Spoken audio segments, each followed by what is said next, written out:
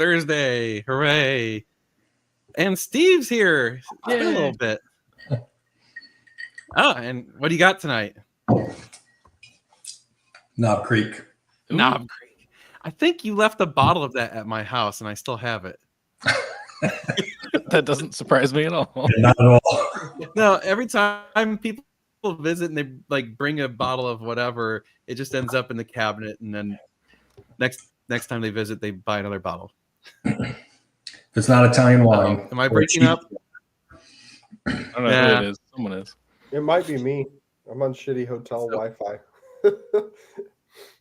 Oh, I don't know. It was jumpy for me too for a second. Everyone was jumping, so I don't know. I thought maybe it was just me. Whatever. Well, it's apparently cold as balls throughout like half the country right now. So More than half. Jeez. blame Canada. It's all you Canadian people. It's your fault.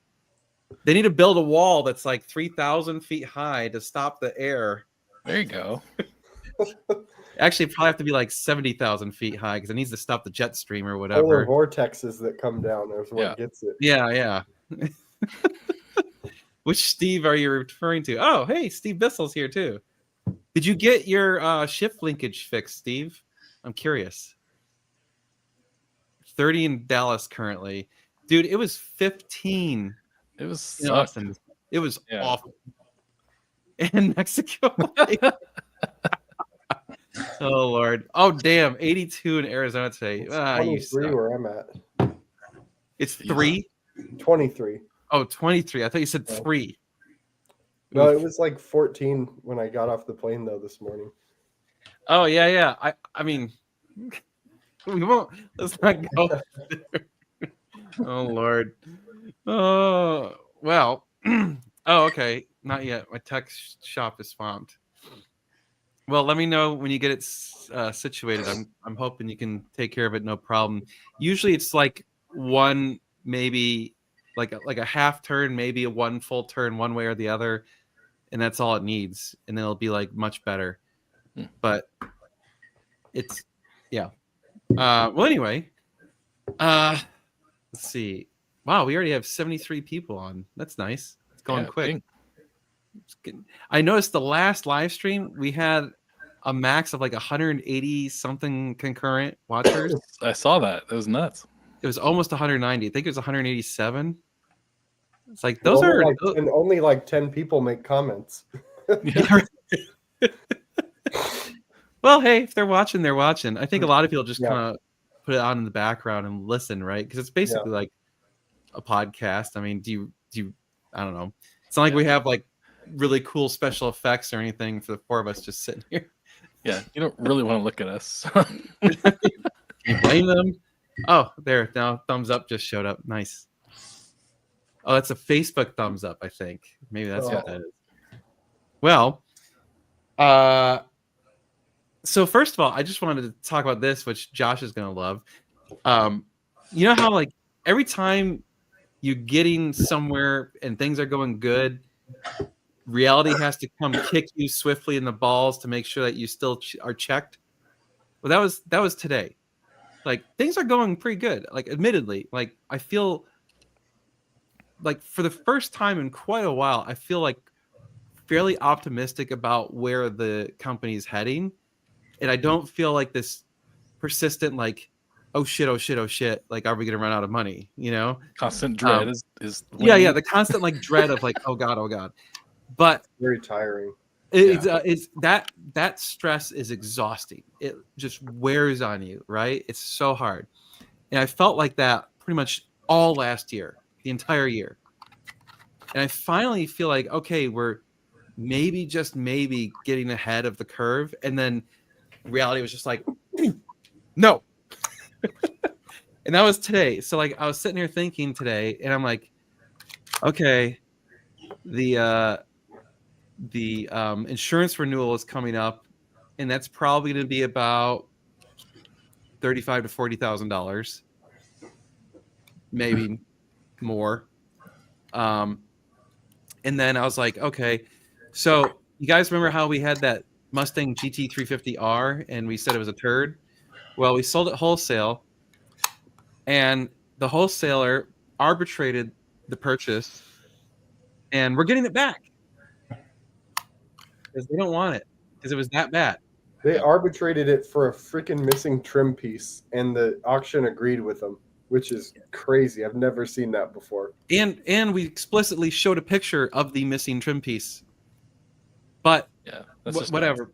It's stupid. It's totally BS.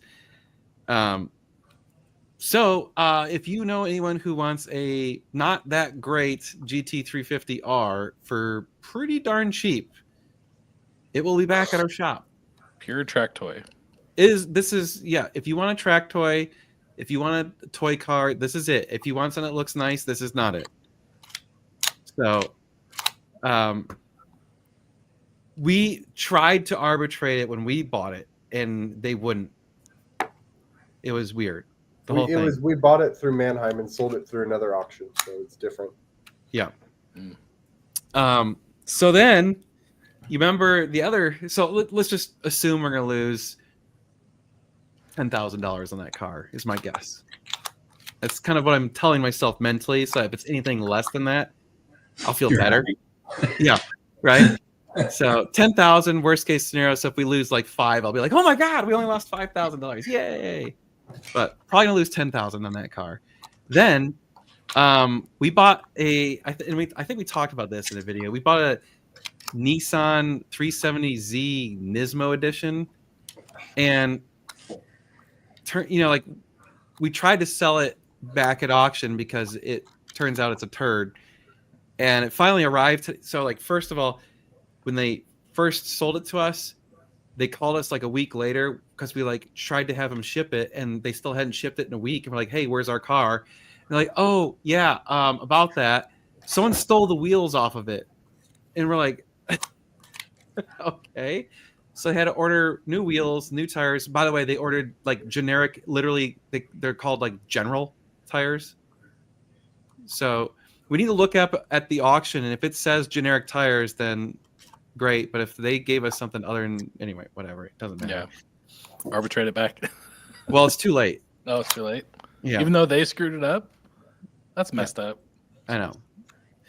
So that thing arrived today, and it's bad.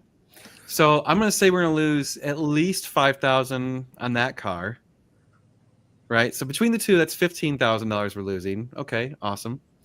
And then add that to our insurance bill. So now we're at like $55,000. And then, just to make things awesome, our driveway is failing. Our asphalt is crumbling apart. Like every day, it just gets worse. Every time a vehicle drives over certain sections of it, it just crumbles apart. And so now that it's like crumbled, you can actually pick up pieces, and it was supposed to be 2 inches thick, and it's only like 1 to 1.5 inches thick. So they totally screwed us.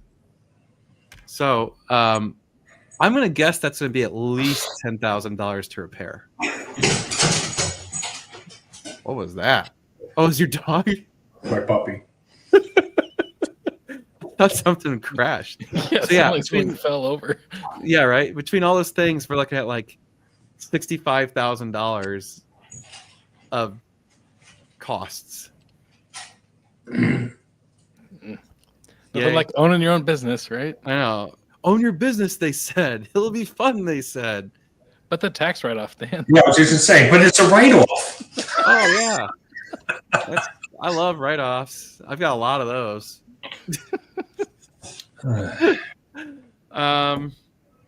Any converted 430s for sale? None that we have. We have one Ferrari for sale right now. We have an F8. Dang. There is literally that's the only nothing. one? That's it. That's all we have. Everything else has been sold. Like, we can't find anything. Every time we try and buy a car, they're overpriced or they're crap. And so it's just nuts. Absolutely nuts.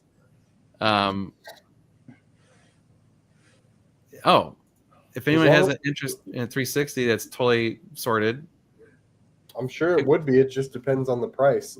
Yeah, and Probably a lot of people interested. converted to manual. Yeah. Oh, silver on black. Ugh. Depends. Is that in Canada? Yeah, right. We keep getting people sending us cars from Canada. We're like, we're not buying cars from Canada. Yeah, we get sent that a lot, and we're like, we don't. As a dealer, we can't import a car and make money on it. It would just, by the time you factor in, it takes a month to process through importing, and Lord knows what's going on with tariffs. I mean, who knows? I don't want to risk it. It takes forever. It takes forever, and it's expensive. Yeah. You can't just have the car sit there for 90 days. That's how long it has to sit there. Jeez. So no. It makes it all better, Dan. You should partake. Weed costs money now. I don't want to. That's Well, more. it's always cost money. It's never been free. Yeah, well, it costs extra money that I don't want to spend. So yeah, that was going on today. But like, it was weird because like everything else is going really well. So I'm sitting here like watching the shop, looking at stuff happening, staying really busy. And anytime you're busy, like you're happy because it's like, okay, busy means we're doing business, right? That's good. But man, like, and then I stopped to think about all the money that's got to get spent in the next few weeks. I'm like, that really makes me sad. Yep. Especially when we only have one Ferrari to sell. Right. Well, and so I was laughing because now the number of like normal cars way outnumbers the sports cars and supercars. I should say supercars. So I'm waiting for the normal car jokes. I mean, it's coming. So just watch the comments over the next few videos that show all these cars. 100% guarantee there's gonna be at least like 5 people that go normal car. I mean, I think you need a limited run T-shirt that says normal guy, normal car. And then on the back it just says turd. There you go. Just a shit emoji. just turd. Well, so I went. Normal car. Go ahead. What's that? Suit Kyle's is good. Super Guy's normal car. Oh, well, yeah. It does cost money to make money. Believe me, I have spent a lot. I'm pretty sure personally I've spent and gotten some of it back, but probably at least 7 figures now into this whole adventure over the years in various forms. So yeah. What do you guys think a fair price for a 360 that's converted, 53,000 miles, ball joints replaced, dashboard recovered, sticky buttons resolved, EW gearbox? I'm assuming it's supposed to be new gearbox, new clutch, etc. Probably 80 grand, 85 maybe, because of the miles are kind of high. Yeah, the miles are what hurt it.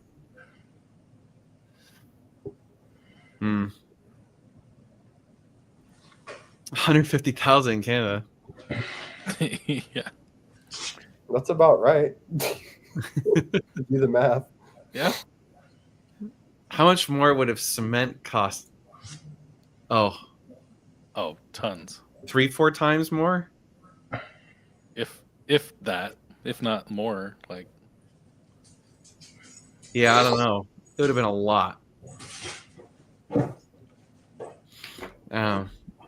It's a good question. If I thought that cement would resolve it, but I mean, I don't think I want to spend the money. Like, you could theoretically just cement the area directly in front of the building. You know, Is that where it's getting tore up? Yeah. In front of the building? Right where the trailer is and the far left door and the main entrance to the shop, the man door. That's where it's falling apart because they went thin there. The rest of it, they went thicker and it's fine. So, but yeah, right in that area. Somewhere between 100,000 and 200,000. There you go. That is not enough information.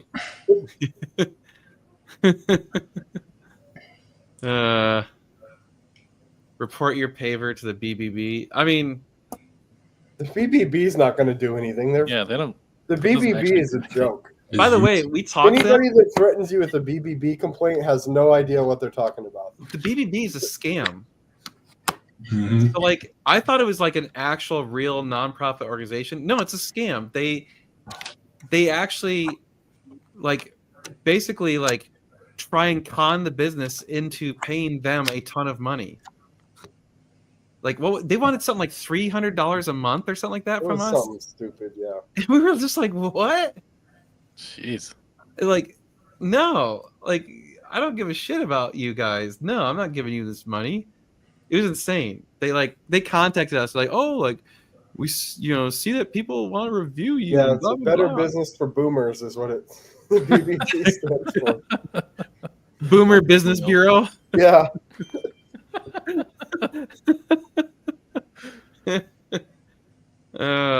Oh, That How do you F8. compare? I mean, totally different cars. Yeah. Do you want raw or do you want fast as shit? I'd take the F8. I mean, I'd probably take the F8. Yeah.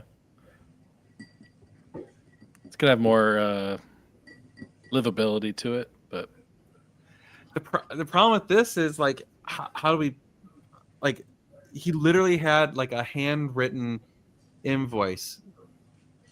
So Yeah. like, I don't know. I My mean, favorite Pretty though, sure the my guy favorite, stole the asphalt that he used on our driveway too. well, so I wonder if they used like a bad mix too, because I was looking at the road that they just paved and the material they used on that looks so much higher quality than the shit we had. Yeah. Like ours just never quite looked as good as that. But Hmm. I don't know. It's one of those where it's like, we got the cheaper guy, the cheaper quote, and it was one of those where you shouldn't have taken the cheaper quote. Should have paid up. Yep. Like get like 3 quotes and take the middle one, not the lower one. Screwed up on that one. Oh well. nice, Jeff. Nice. What? I swear that's 3 inches, right? Yeah. That's more like 6 in my book. Yeah, I wonder if they just gave us a crap mix. So Yeah. either way, I'm like, okay, now that we have to repair it, do we hire a more expensive company that really knows what they're doing to come out to repair it? Just bite the bullet. Like I said, I think it's going to cost $10,000 to repair it. Which the whole driveway, the whole damn thing, we paid $20,000. It's always gonna suck because there's always gonna be that seam somewhere too. Yeah, I think we just keep filling it in with shit. dude. No, you haven't seen what happened over the last like 48 hours. I think the cold The literally freeze. like blew it up. Like, dude, it was so bad. Like I tried pouring that thick stuff in there and it was so bad. Like even that didn't work. And then so like there was a delivery truck that came through and he clearly like turned his wheel right where that divot was and it like really tore up the divot. And then I tried to like put some of that crap in up at the where we wash the cars. And when I went to pack it in with the truck, the truck just like sank right through. And I was like, So that little spot where my truck tore it up, it went from this big to like that big. So you need some Flex Seal.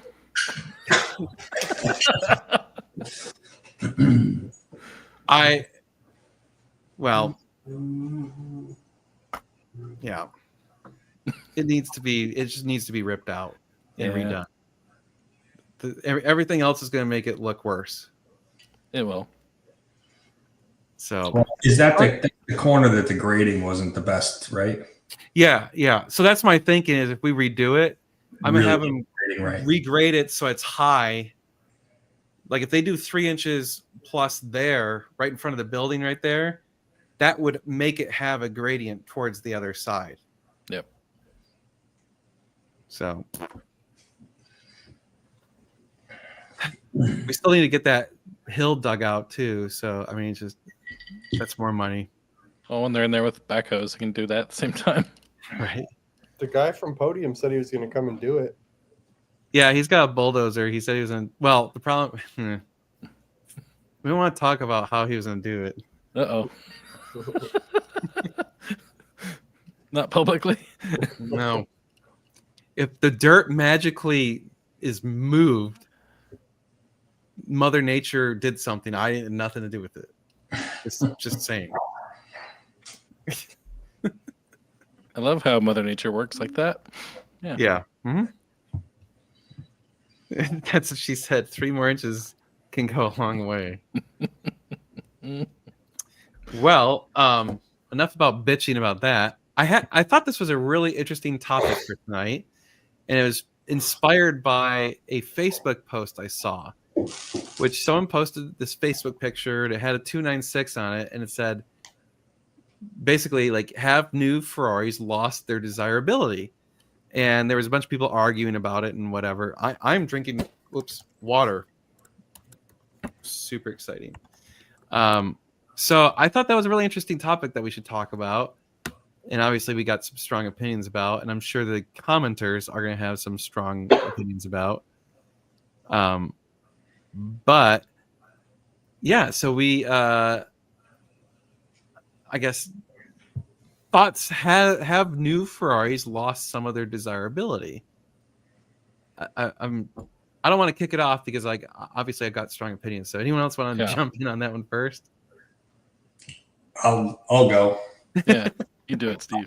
I like the 296 shape. I really like it. I'm not opposed to the V6. It sounds great. My biggest problem with that car is the hybrid system. Mm-hmm.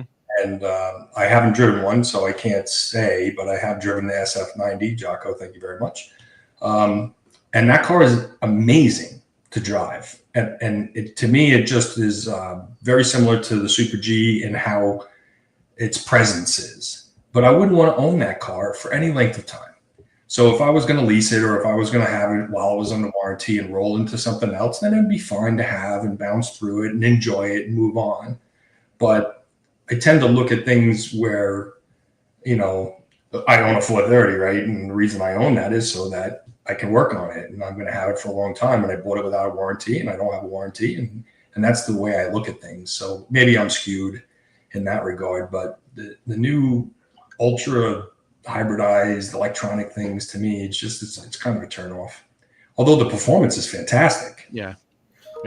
I think that all the car manufacturers, not just Ferrari, but a lot of them, got on this battery hybrid craze, and they all jumped on that bandwagon and put way too much into it to the point of no return. And it turns out that nobody actually really wants that stuff, and it's too late to turn back now. So yeah. You've got Ferrari's got a Roma, 296, an SF90, the 12-cylinder, and a Pro Sangue. Like, nobody really wants any of those cars. Nobody's beating down the door to get those like they were when the F8 came out. Everybody wanted an F8. They were worth $100,000 over sticker when they came out, and nobody could get them. That's just not happening anymore. The F8 wasn't that long ago. Yeah. So they have to do something to turn it around. They have shareholders they're going to have to answer to, along with a lot of other car companies too. But Ferrari in particular, I think they're going to have to do something. I really hope the 296 special SV, is that what it is, special version or something? Yeah. I really hope they don't make that a hybrid. That'd be great. There was a rumor about that. If they do, that's the nail in the coffin, I think, really, because Dan and I have talked to guys that are like getting offered an F80 and they're not excited about it. They're like, oh, I have to buy this car. It's a $4 million car. Oh, I have to buy it. They're like, not like, oh, I'm getting an F80. It's going to be badass. They're like, oh, I have to get this car so I can stay in good graces with Ferrari. It's not what it used to be. Well, I think they're building cars for shareholders, not for their clientele. I mean, that was their idea initially. They thought, oh, everybody's going to want a 296. It's a hybrid. It's fast, yet whatever. Well, as it turns out, nobody really wants them. When I was in Phoenix for Barrett Jackson, Casey and I drove around and went to kind of all the dealerships in Scottsdale, and we went by the Ferrari dealership, and they had over 20 296s used on the lot. Jeez. Wow. What just lined up, boom, boom, boom, boom, boom, boom, boom, all different specs and everything. That doesn't bode well. Crazy. It was No. crazy. Well, so one interesting data point to be a counterpoint is Ferrari announced, what was it, like a month ago or a couple weeks ago, they sold more cars last year than ever by a lot. Yep. What was it, 13,500 cars or something? And I think previously they had never exceeded 10,000. Well, So- I mean, maybe it's working and we just don't see it because Well, we're so- enthusiasts. Here's the weird part. I would obviously agree. I think people don't necessarily want them as much, but I think people are still buying them. I think we're at a stage here where the brand still has some of its history, and the people haven't seen them do the Porsche shift yet. They've done the Porsche shift where they're going to have, some high-end things that are still very desirable. They're always going to have some stuff that's very desirable, but they're also looking to push volume. Just dump it, like the Purzangue and stuff like that, and the Roma. There's nothing special about that car. The Purzangue looks like a fucking Mazda. You put them side by side, it's unbelievable. It really does. And the Roma looks like a Jag. Yep. The So, Roma's knows. a terrible, terrible car. so volume-wise, they're going to sell a lot, and they're going to make money. So the shareholder's going to be fine. But the mystique of the brand, it's shifting away from that, and I don't think that's caught up yet. So they can ride on their laurels for a little while. Right. But I think there's going to be a dynamic shift at some point. I think you're right on that. That's And a valid idea. They have the opportunity, but they have to do it quick. They have to do something that's going to get people excited again. They have to do it now. It's now or never.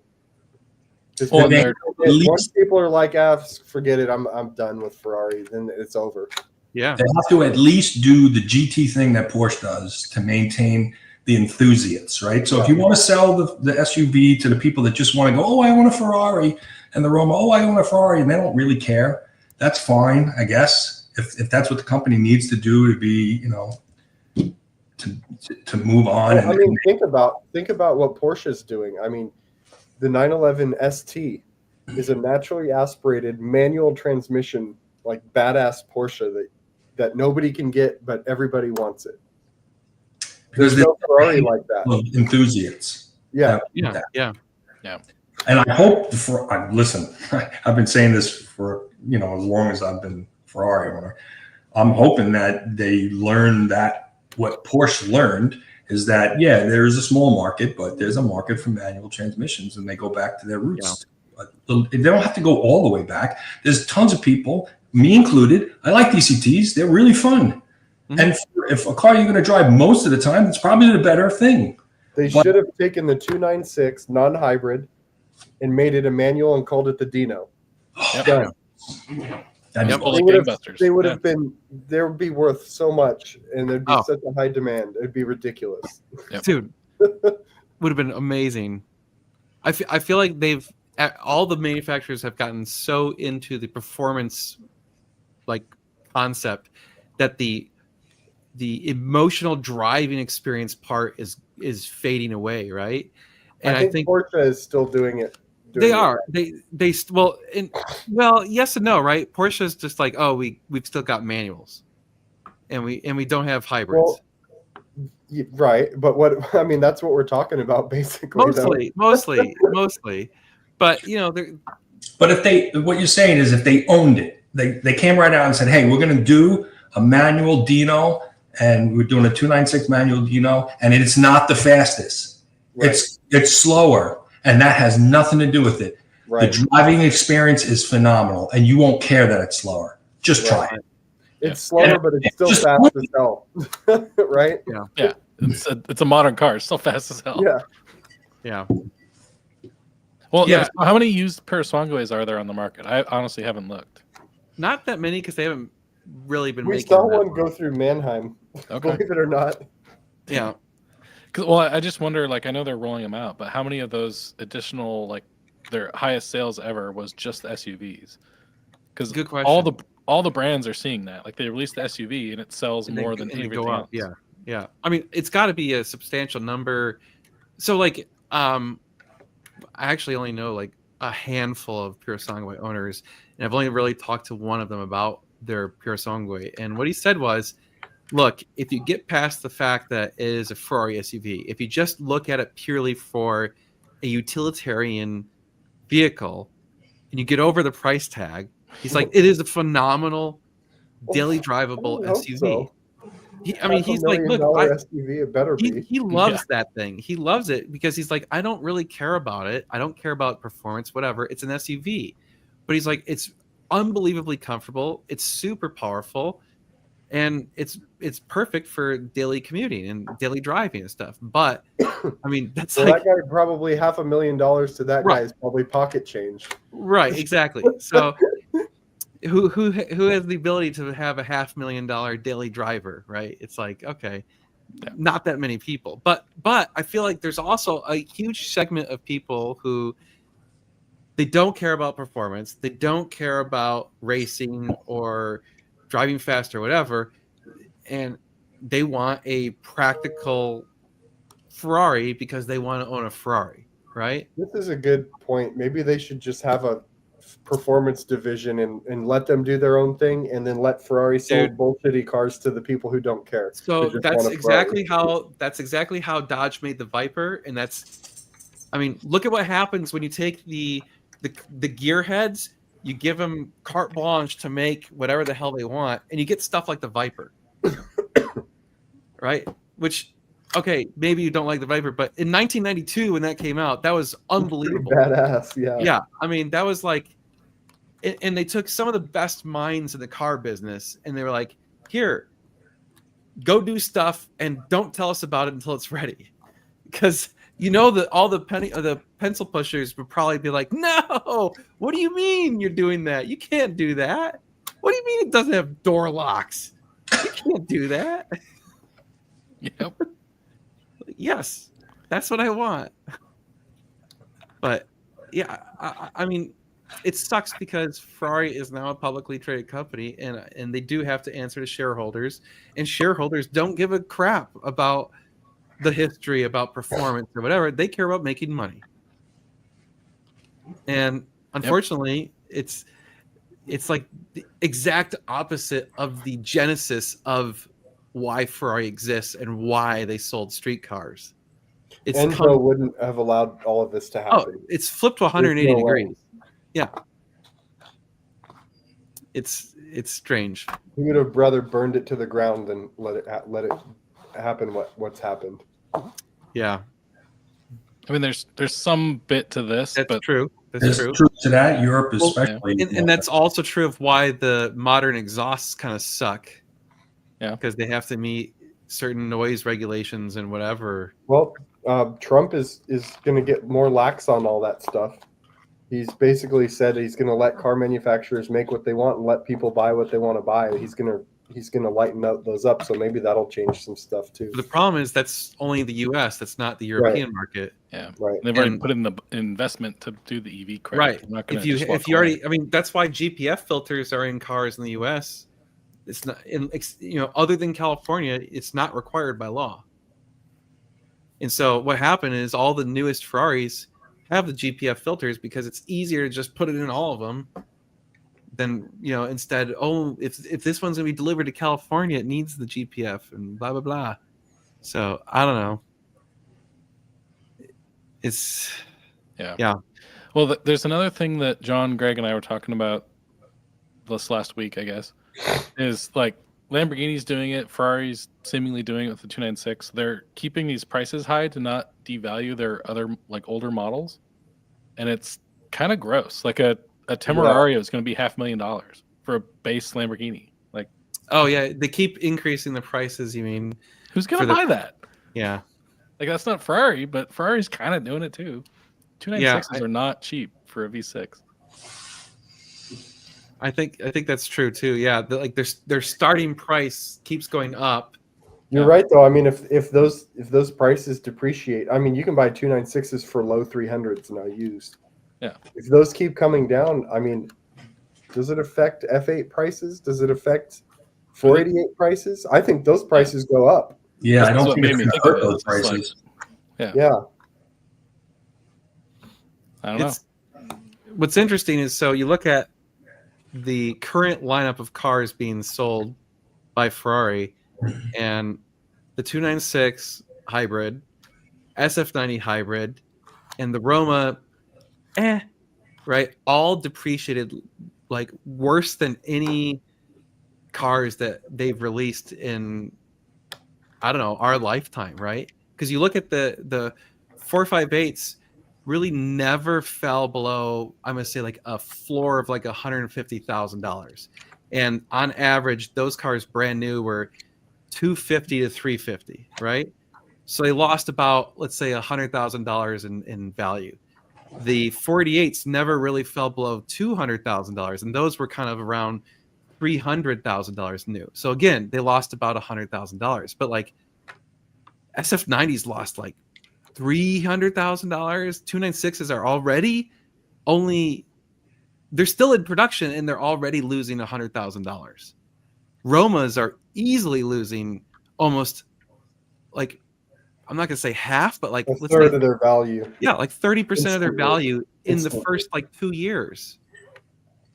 Hmm. Like that's Maserati depreciation schedules, not Ferrari. So I don't know, man. It's Yep. Well, it'll be interesting to see what the next 5 years looks like for Yeah. Ferrari. Yeah. Yeah. Well, they've got to what they be. plan on, because they know. I think they know there's a problem that needs to be solved. I don't know. Do they? Because They're if seeing the I numbers. think They just see the sales numbers. They don't. But if they don't fix it now, then those as time goes on, I think those sales numbers are going to go down. Well, Because let me just go back to the point that you made about the 296s in the parking lot. yeah, And go back to the point that I always said about the mystique of the brand, right? It used to be you walked in and they were like, oh, we don't have anything for you to buy, but we'll put you on a list. We'll get back to you. We'll see if we're going to sell it to you, right? right, You can't act like that when there's 20 out in the parking lot. right. So No. that mystique will be lost really quick when they have that excess laying around. And Yeah. that's something yes, Dan, you're right. They're seeing sales numbers. It's the best so far. So they're making money, right? But they got to also see inventories high too. And they got to realize that's a liability that has to be dealt with. So Well, but unless they're for Ferrari corporate though, it's not. It's for the dealers that's a problem. Yeah. But if your whole marketing is based on this mystique of your brand, which it has been for decades, That's the only way they sell Romas is to tell people, oh, you might get a SF90 or whatever. That's, I mean, nobody goes and says, I want to buy a Roma. Or very few people, I would think. Yeah. you would hope that Ferrari headquarters would be watching and seeing what that inventory is, because if you can't press that mystique anymore, then how do you continue that kind of brand? You got to shift to something else then. So I think we're at an interim point here where This is along the same point I'm trying to make is they're still selling all the new Yeah. shit. They still have wait lists to get the new stuff. It's the used cars that are depreciating, whatever, which the used cars arguably tell you the desirability, right? Like the new cars, you've got the new people who it doesn't matter. They're going to buy a new Ferrari, period. It doesn't matter what price, doesn't matter what car. They just buy it, right? It's new. I want it. I'm going to buy it. And then there is a substantial number of people who, whatever Ferrari makes, they're going to buy it and they're going to own it for 3 to 6 months and then buy another one. Yep. And then repeat. Do you think no. that these people that are doing that realize at this point in time the amount of money they're going to lose when they do that? Because that number has. Well, but I don't think they I mean, are. just in the last since the 458. You know, when the 458 came out, people were still making money on those. Yeah. Owning it for a year and making money. Now you own it for a year and you've lost a third of your money. So I think the realization maybe when those people that buy it and then decide to sell it, they have to take a big loss. but They're like, maybe I won't actually get another one. Early adopters still made money on those, though. They did. Yes, they did. And I think those are the people that Ferrari really cares about, right? Those are the people that have bought 30 Ferraris in their history because they're the ones who are first on the list. Like you look at my old Is that 458. enough? Is that enough customers to keep them going though?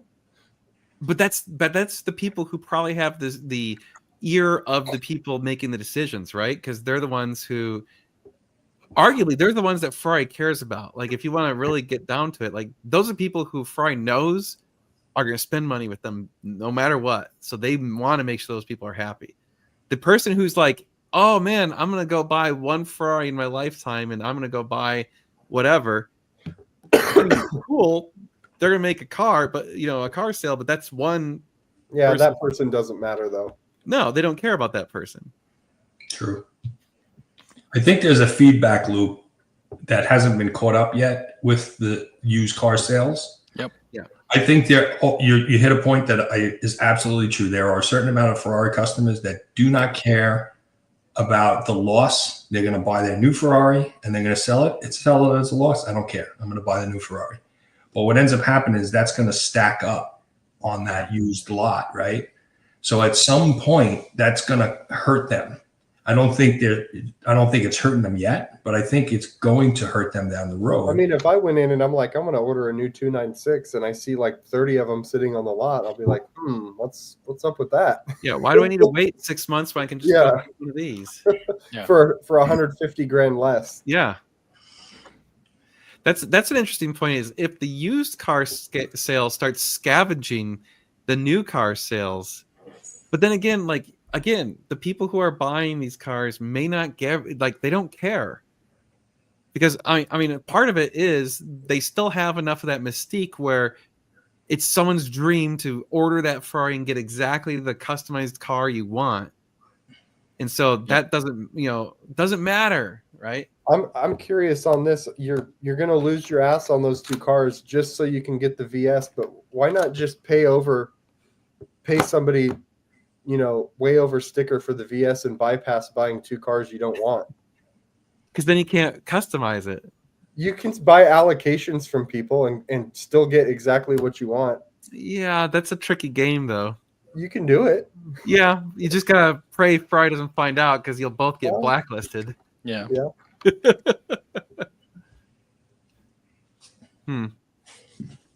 Well, it's an interesting thing, and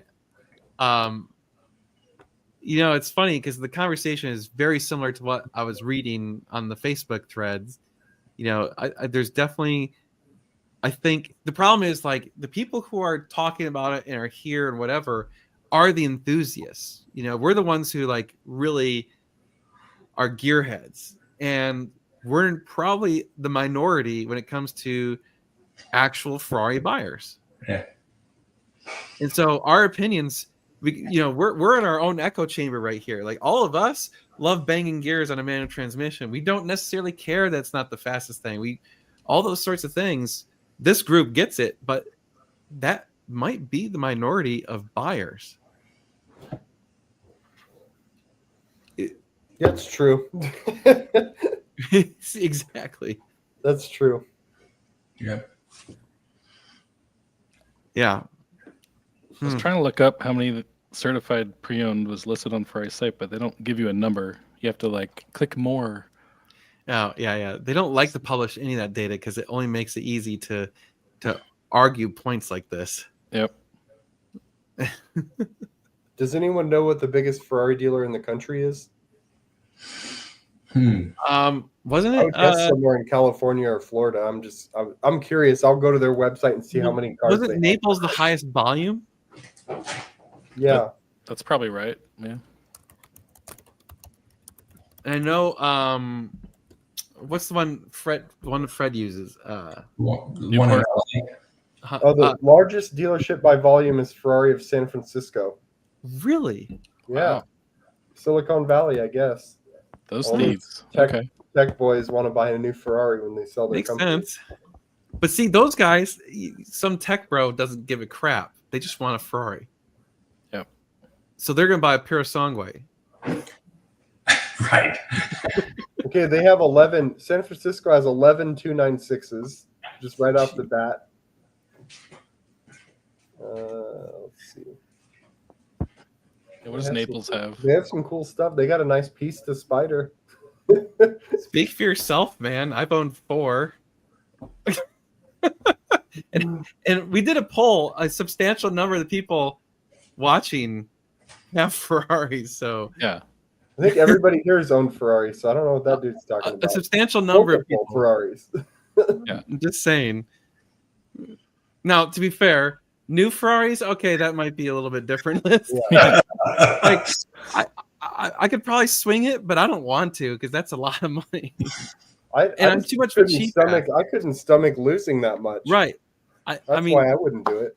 if I could get the special cars, I'd be down. But here's a funny thing. A few years back, when I really first started the YouTube channel, my brother and I actually were close to actually doing this. We were like, hey, if we put our money together, we could start buying brand new Ferraris, hold them for 3 months until the do not sell contract is up, and then sell it and make money.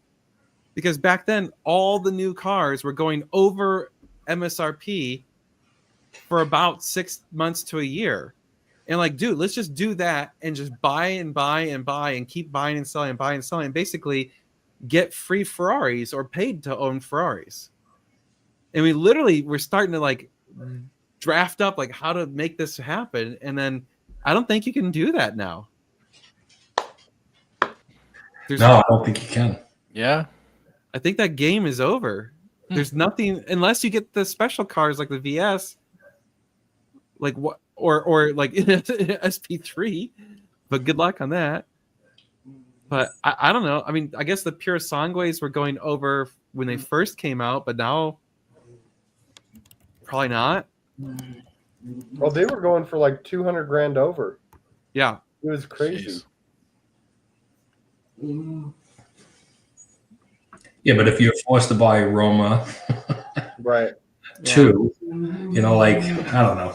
Yeah, I guess if you're just like a pyramid scheme, if you're right at the top, then yeah, probably you could work it. But If you can get to where you're one of the early buyers and you make a high spec car, you're able to sell it within the right after the contract is up, and you would have for the 458, 48, and F8, you could have done that probably 2 or 3 times on each of those cars, and I bet you could have made at least $500,000. I would love to see if someone who did that could come on the channel sometime. Casey did it. Yeah.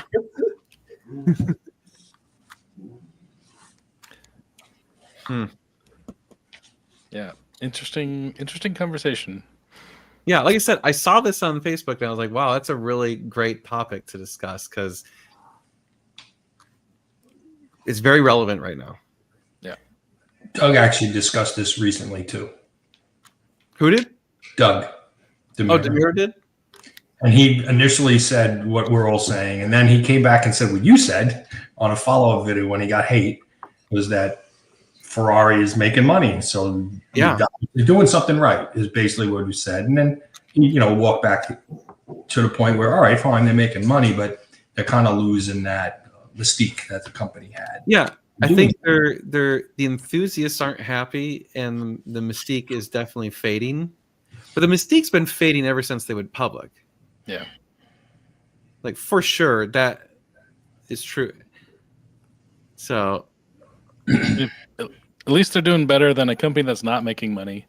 They're not even making cars. They're not even making cars. Yeah, and making and selling cars and not hiring like whatever marketing firm came up with that crap.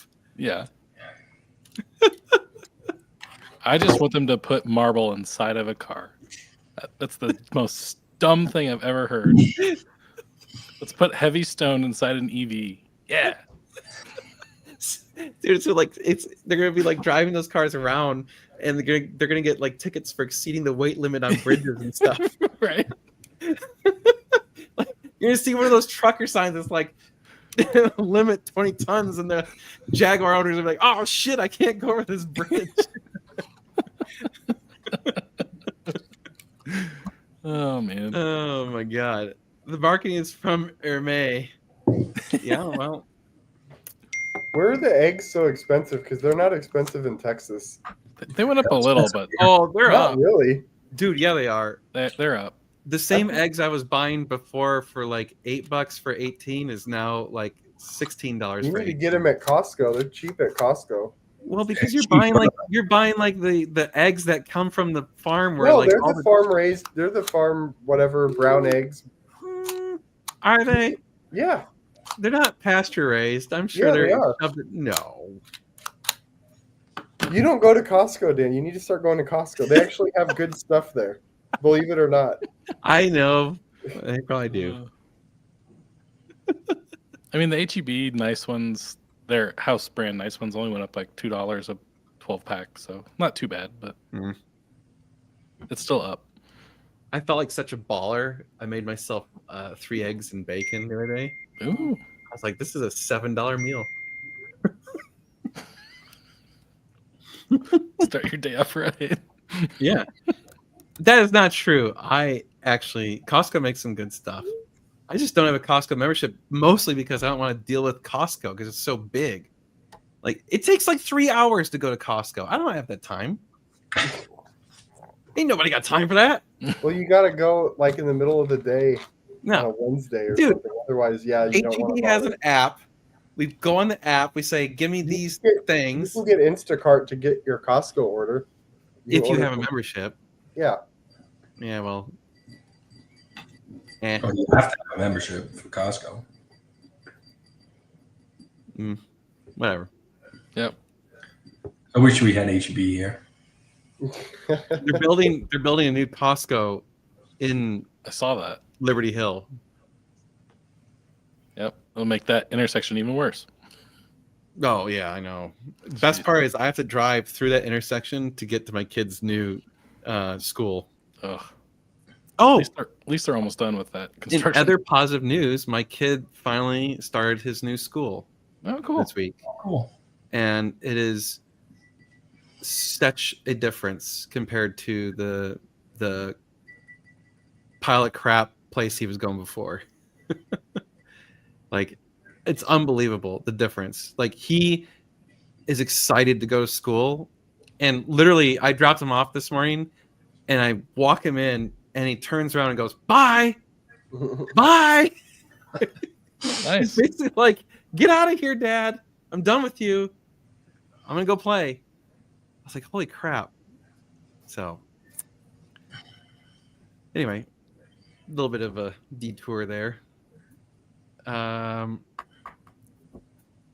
Oh, well, I might as well give you the weekly inventory update, which is depressing this week. We have one Ferrari for sale. One. It's an F8. Which I can't believe we haven't sold it yet.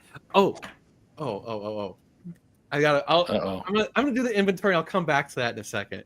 So remind me when I'm done, just say like F8. Okay. But okay, so we got the F8. We apparently are gonna have a GT350R again. And we have the Nissan 370Z Nismo edition pile of turd that if you have someone who's like 19 years old, this is their wet dream car. Like, it's already got the fart cans and everything. It's awesome. It's so cool. Not really. What else we got? Oh, we have a 2014 Mustang Roush Stage 3. That thing's actually legit cool. I actually really like that car. And of course, the 1970 Mustang Fastback, which I'm in love with, but I'm trying not to get too emotionally attached to it. So I'm keeping it at an arm's length. And then we have a Corvette C6 Z06. So if you noticed in there was only one supercar. So we are now normal guy, normal cars. There, I'm nipping that in the bud. Yep. I like it. All right. Hey, you said Definitely. Okay. So check this out. So we had an offer on the F8, and the guy offered us a lower number, and I negotiated higher, and got him to agree on to a price that was reasonable. I'm like, okay. And so like we start making the next steps or whatever in the process of him. Mind you, every time he messages, and I respond, it takes like 24 hours plus for him to come back. Like one of them, it took like 3-4 days for him to come back. Anytime that happens, you're like, I don't know about this, right? Because anyone who's legitimately trying to buy one of these cars knows that, like, if you found the right car and it's at the right price, you act fast because that car's gonna be gone. Yeah. So there was no sense of urgency. So I was like, yeah. Anyway, so Josh is like, well, make that deal happen. Make that deal happen. I'm like, okay, I'm pushing on it. So we're working on this deal. And I'm like, yeah, I don't know, man. I just don't got a good feeling about this. And Josh's like, no, he's I think he's a trust fund baby. Sorry, I'm throwing you under the bus here, Josh. And I'm like, really? I just got that vibe from him. He got that vibe. I'm like, I don't know. So then he says, oh, when I threw my offer at him, he goes, tell you what, if you deliver it and fill a full tank of gas, I'll take it. And I was like, you're buying a $300,000 car. What the fuck do you care about $60? And you want me to put $50 of gas?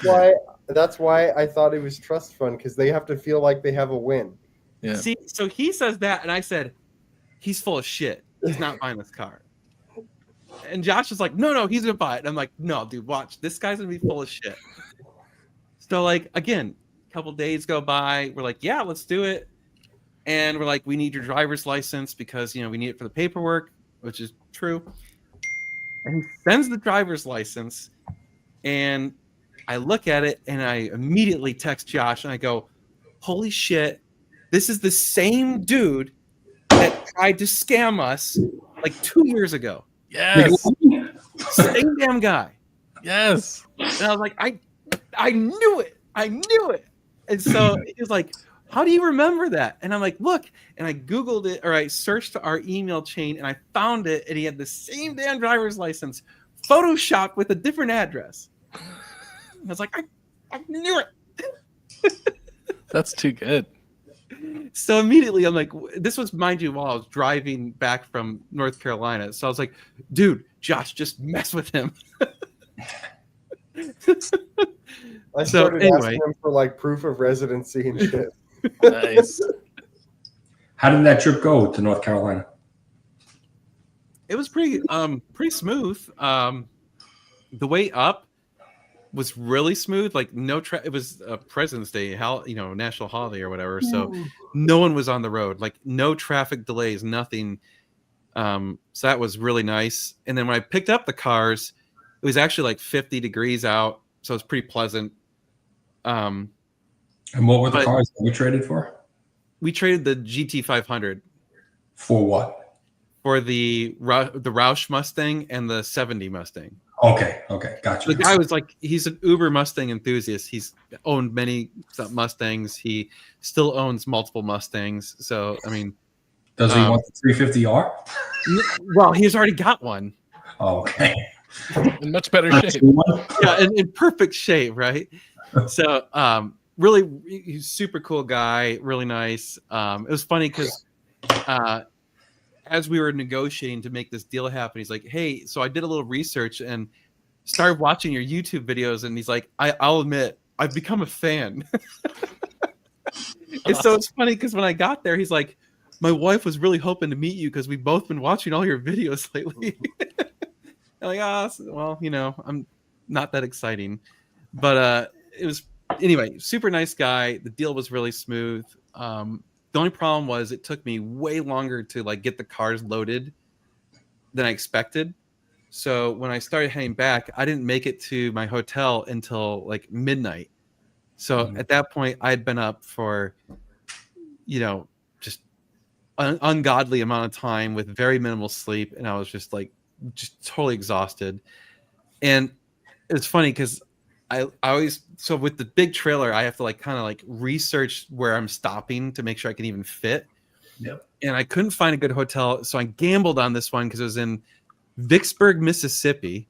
And I stayed at the Courtyard Marriott. Now, if you look at it on Google satellite view, you look at it and you're like, oh, it looks like there's a decent amount of parking that you should be able to park the big trailer. When I get there, it has this narrow road that goes up a steep hill. So first I go up the hill and the trailer, the articulation of the angle bottoms out the trailer, and I'm like, mind you, it's midnight, and I'm like, well, this is gonna be loud, and I'm like, fuck it. So I just like put the hammer down on the truck. It's like up the hill, and I'm like, yeah, all right, we made it. So I get up the hill, and I come up to the hotel, and everything to the right is full, not a single open spot anywhere. I'm like, oh shit, like I don't even know if I'm gonna be able to turn around. Well, thank God no one parked in this little side lot to the left. So I'm like, okay, if I swing out, pull under the awning, back up, I can crane the trailer into this little spot, just barely. And it took me like 10 back and forths to get it in there, but I squeezed the damn thing in there and took up the entire spot. Like this whole area is just like my truck. And so I was like, all right, we got it. So I was like, all right, well, and I was like, well, if anyone wants to park in this area the next morning, they're going to get creamed when I try and pull out, because the way that the trailer is going to crane around that corner, they're done for. So thankfully no one did that. But anyway, Dan is boring us with trailer stories. Shut up, Fred.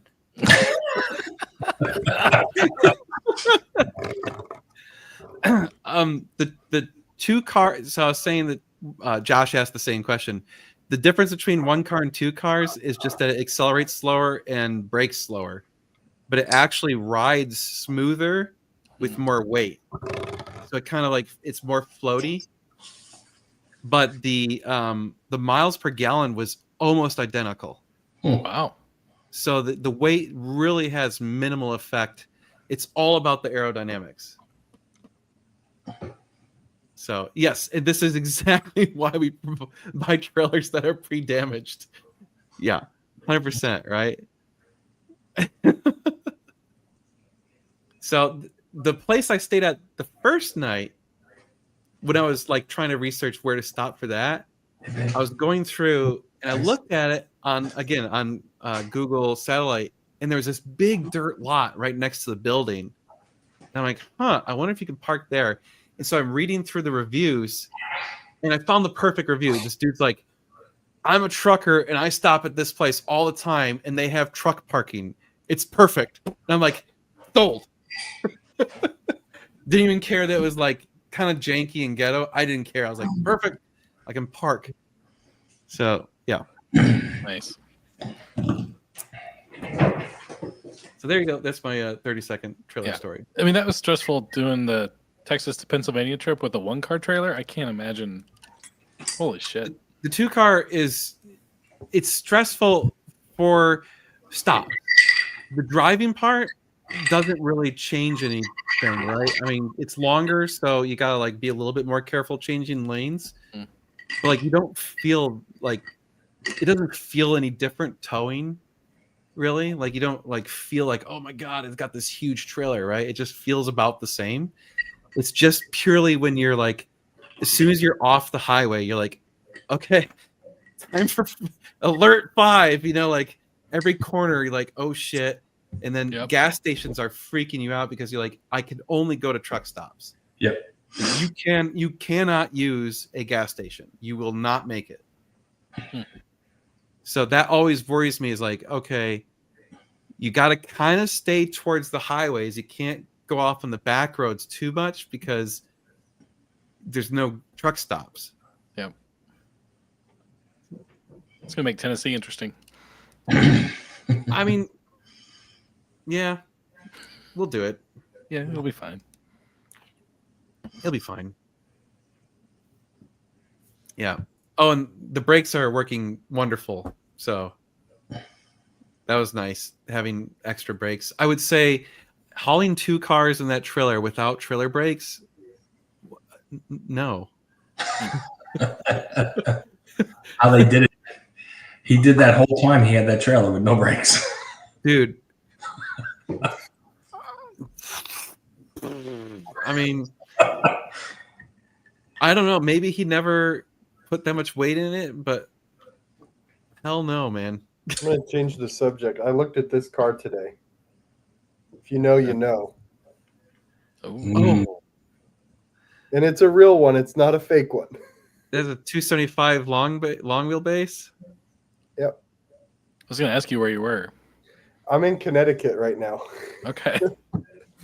I went to Black Horse Garage today. I don't know if you've heard of that place or not. I've not.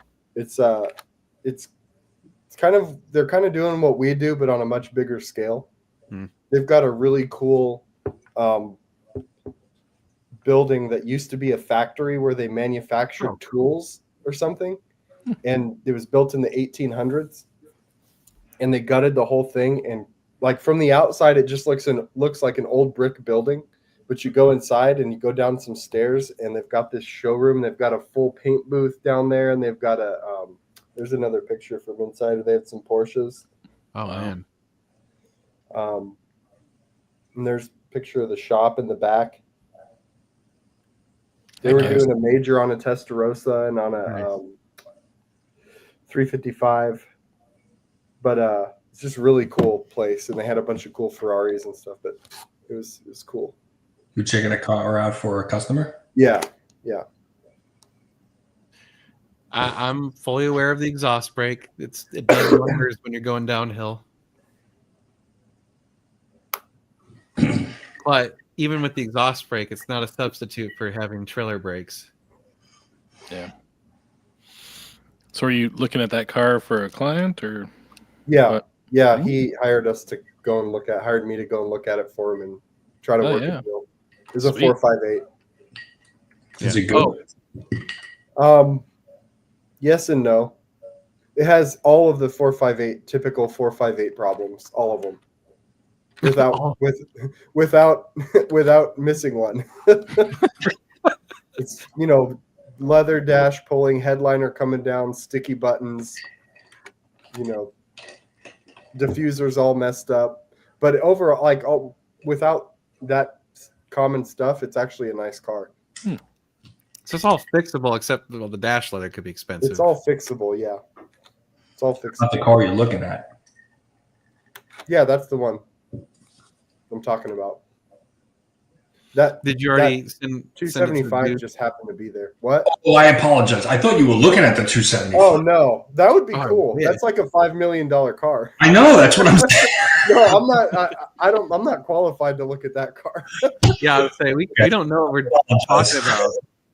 I'll gladly, if someone wants to pay me to go look at one of those cars and drive it, I'll gladly do it. But my opinion means nothing. He said that the guy that owns it's not for sale. The guy that owns it just pays him to store it there, and he comes like once a year and takes it for a quick drive and then leaves. Wow. We need that. I think, all right. I want that. How do we get that? Talk to Fred. Dude, someone needs to park an F40 in our shop, and we just keep in the corner, and we put ropes around it, and every once in a while we start it up and drive it for them. He had 3 Testarossas there. Jeez. Wow. Yeah. A couple of 430s, a couple of 355s. Any 430s we want to buy? Possibly one. Oh. He's going to email me tomorrow with a price. Okay. So maybe we could the use some 16,000 mile 08 coupe. Pretty good, pretty loaded, pretty good. Nice. There we go.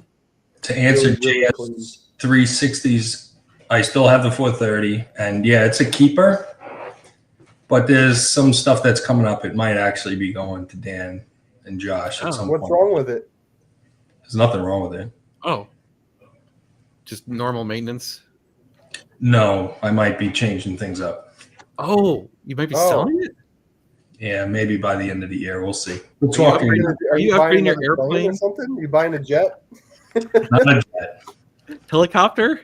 Yeah. Helicopters for life. So it may be in the inventory at moment. What are you getting? I'm sorry? What are you thinking about? Another car or something else? We'll talk in Tennessee. Okay.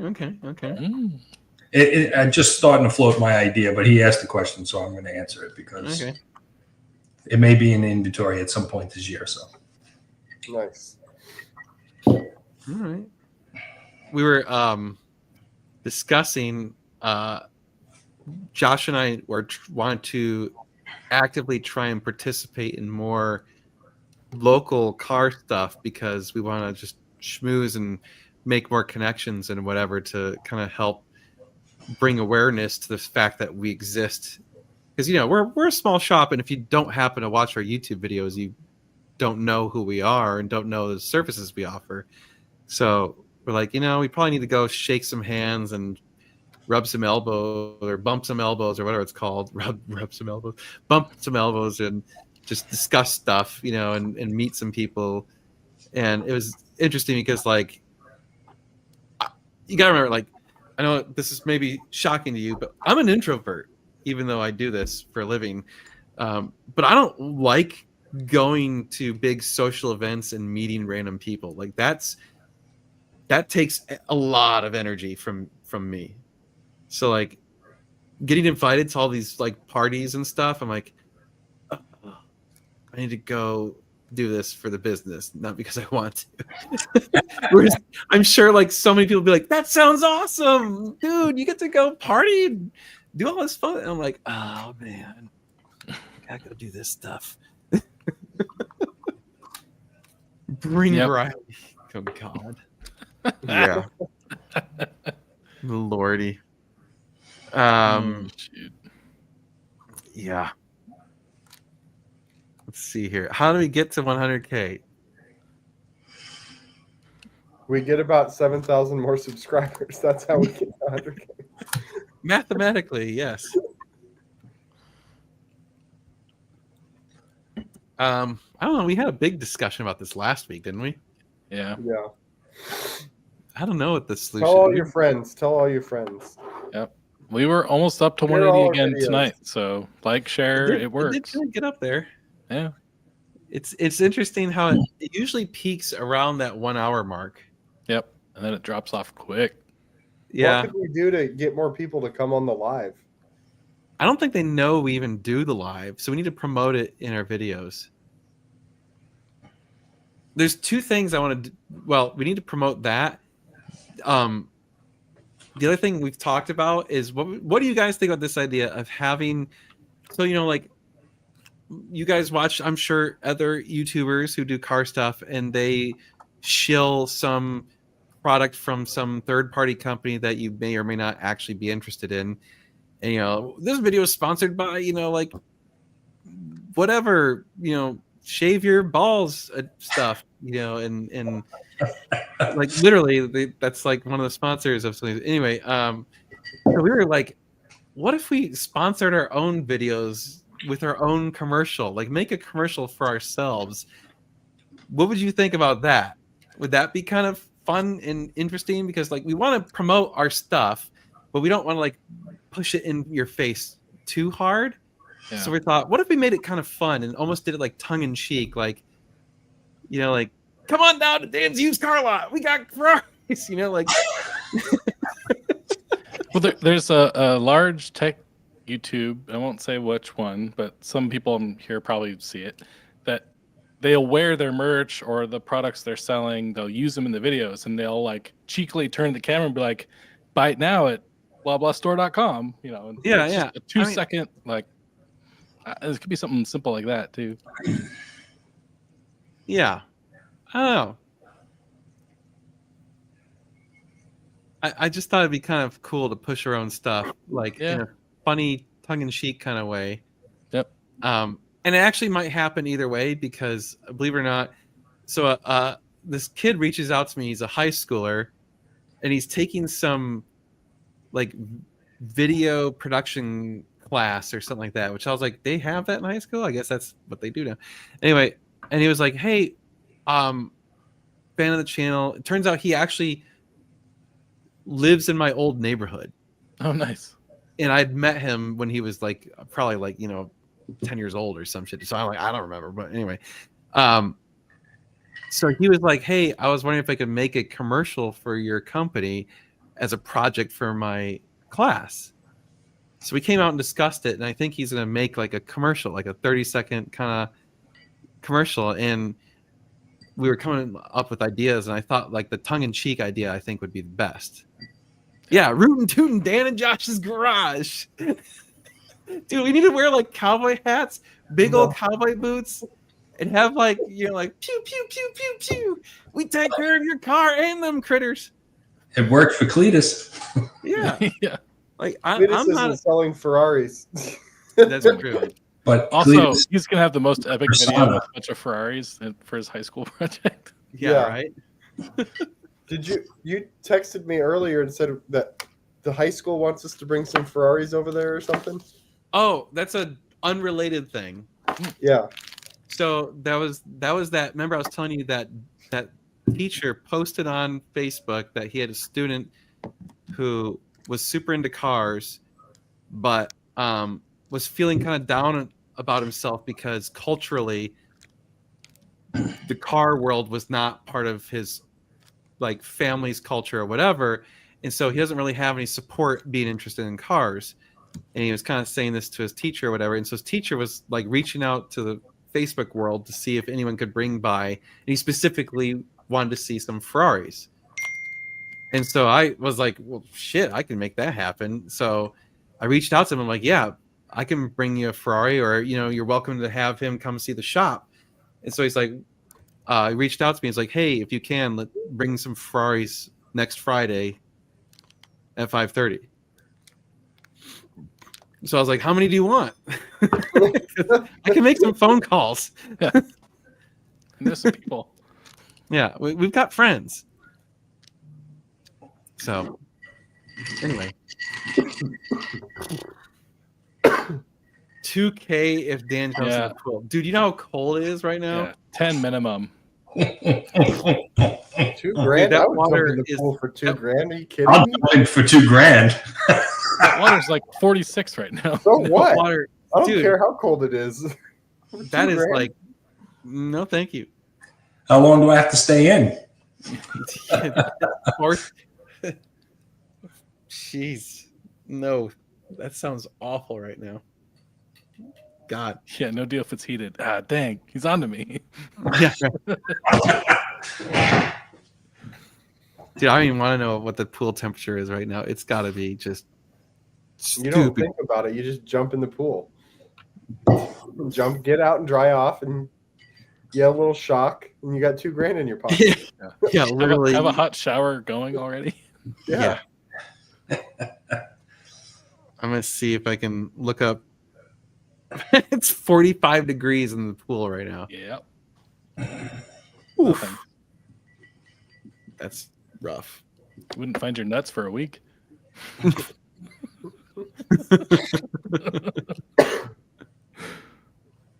Yeah, you know, like that car dealer in National Lampoons could, well, or wasn't there a movie called like Cars or Used Car or whatever? It had what's his face, some Russell or something like that. Whatever his name is, I don't know. It's been a minute since I've seen that movie. Yeah, advertised on April's Garage. That might be, you know, but we were talking about earlier, Josh, of trading our turd to Hoovy. Maybe that could be a stipulation. I think you got to ask them, hey, here's what we have. Are you interested in what do you have that we might want? Tell you Or what, that you want to get rid of? I And should then text do some content. Yeah. Yeah. I'll text him as soon as we're done. I don't want to interrupt the live, but yeah, I'll text him right as soon as we're done and say, "Hey, I've got some hoopties for you. You'll love them. You will love them." They're really not hoopty enough for him, No. though. That's the problem. I don't really. It's the problem is they don't meet our standards, but they're actually not that atrocious. But He's probably tired of replacing engines, though, so he might be okay with. dude, those cars make him money. True. I mean, you He know, was happy to take that Ferrari back. yeah, The 456. yeah. He literally. That's awesome. Oh, recap everything. No, don't recap it, Greg. If you paid go for back and YouTube Premium, rewind you it. could use AI to recap it for you. There you go. Really? Yeah. That's a thing? Mhm. Oh. Work's still being done at the shop. Ooh. I'm still working too. Yay! Ah, nice. What are some of the actual issues with the GT350R? It was clearly in a wreck, and the repair job, the paint work is not good. It's not like terrible, but it's not great. There's orange peel, there's overspray, there's panel gap alignment issues. They took off the carbon ceramic brakes and put Steelies. They took off the carbon fiber wheels and put aftermarkets. It's missing that one trim piece on the front. What else was wrong with it? A few other things. Yeah, something was really rusty, right? What was it? The wheel studs are super rusty. I mean, Outside, huh? Yeah, I mean, it's just a weird wheel stud, though. yeah. I mean, just get some stainless wheel studs or something. You know, like. But it's just kind of weird, like having these wheel studs stick. They're like the extra long ones, like that they use on drag cars, you know, and like I guess clearly our assumption based on the car's one owner, so it's only got one owner, and no Carfax history of any issues. It's like no accident reports, no nothing. We assume it was someone's track toy, and they probably crashed it at the track and then paid cash to have it get fixed so it wasn't on the Carfax. Or the other thing that is kind of fascinating about the car is it was repossessed. So there's that. And the other option is someone probably tracked it, crashed it, and then just stopped paying on it. So then the bank repoed it, and they're like, oh crap, we have a wrecked car. Take it to, Joe's paint shack, and they painted it out on the street. Checks out. Yeah. It's about right. Rabbit762, you have to buy a shirt to get the backstory on premium. Oh, Greg knows the backstory. Oh yeah. He was talking about the YouTube Premium. Oh, yeah. The action. It's a member. I apologize.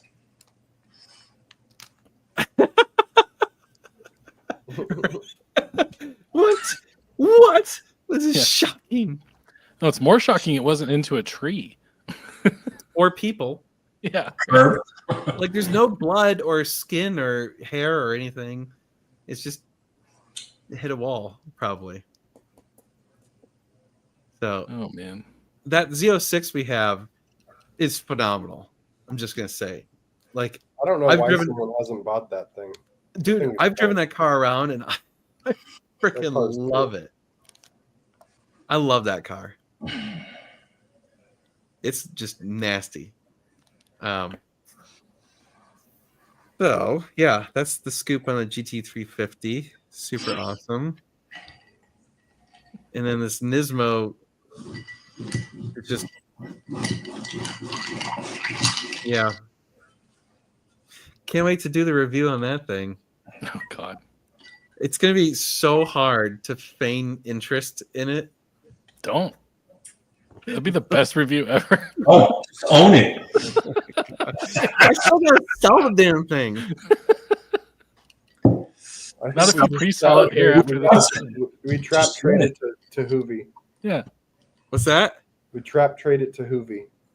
Like, we'll sell you the GT350R, but you have to buy the Nismo. He's got to take both of them, and he's got to give us something cool.